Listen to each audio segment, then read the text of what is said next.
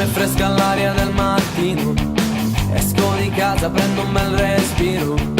Ma cosa importa, non c'è mica fretta, un paio di minuti, allora aspetta un po'.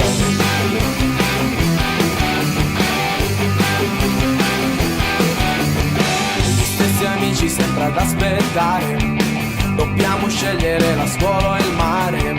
È una risposta che mi sembra ovvia, telo e costume, andiamo tutti in spiaggia, dai.